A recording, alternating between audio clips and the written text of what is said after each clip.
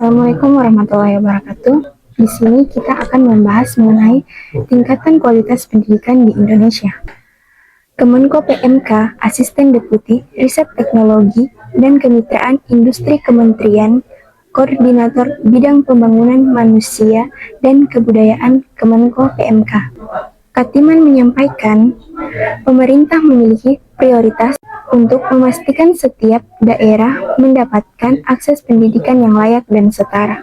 Langkah ini sejalan dengan arahan Presiden yang menegaskan bahwa prioritas pada revitalisasi sekolah, membangun sekolah unggul, dan mempercepat digitalisasi pembelajaran untuk meningkatkan kualitas pendidikan di Indonesia. Hal tersebut disampaikan Katiman saat mewakili Deputi Bidang Koordinasi Peningkatan Kualitas Pendidikan pada Forum Group Discussion VGD mengawal keberlanjutan pembangunan SDM berkualitas dan unggul melalui pendidikan di kantor BPKB Jakarta pada Rabu tanggal 5 bulan 2 2025. Fokus utama dalam program ini adalah pemerhatan sarana dan prasarana.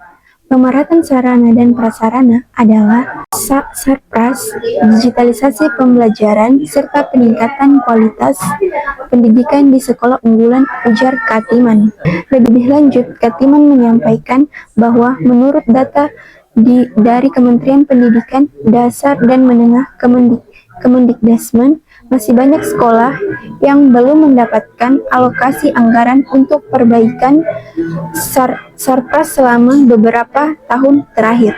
Katiman juga menyampaikan akan memastikan revitalisasi ini tidak hanya menyentuh sekolah negeri, tetapi juga sekolah swasta yang membutuhkan dukungan. Oleh karena itu, ada alokasi anggaran yang disiapkan untuk membantu sekolah swasta dalam program ini. Selain revitalisasi fisik, Katiman menyampaikan pemerintah juga menaruh perhatian pada masalah kekurangan guru di daerah terpencil, terutama di wilayah Indonesia Timur. Banyak kasus di mana sekolah sudah berdiri tetapi tidak memiliki tenaga pendidik yang cukup. Bahkan di beberapa wilayah konflik, guru memilih meninggalkan tempat tugas karena alasan keamanan.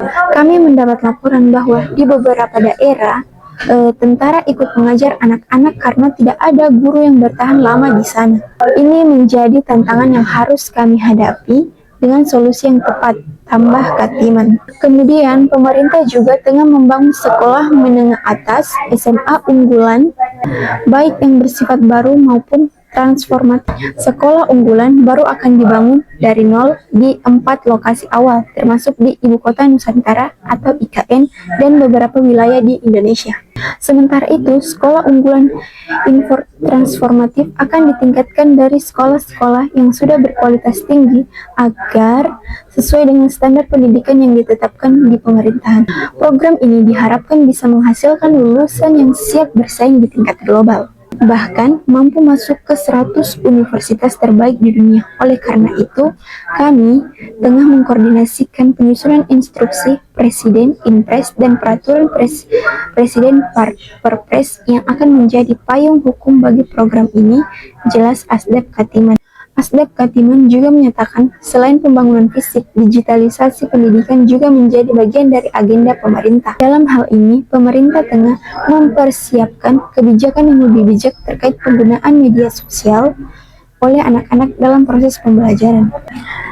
Mengacu pada kebijakan di beberapa negara seperti Australia yang melarang dan membatasi anak-anak di bawah usia 16 tahun menggunakan media sosial tertentu, Indonesia juga tengah mempertimbangkan pendekatan serupa untuk melindungi peserta didik dari dampak negatif teknologi. Kemudian, program pembangunan SMA Unggul Garuda ini diharapkan bisa berjalan mulai dari tahun ini agar hasilnya bisa diukur sebagai capaian dan pemerintahan Kabinet Merah Putih. Dengan demikian, program ini dapat diukur efektivitasnya dan memberikan dampak nyata bagi dunia pendidikan di Indonesia. Baik, lebih dan kurangnya mohon dimaafkan. Wassalamualaikum warahmatullahi wabarakatuh.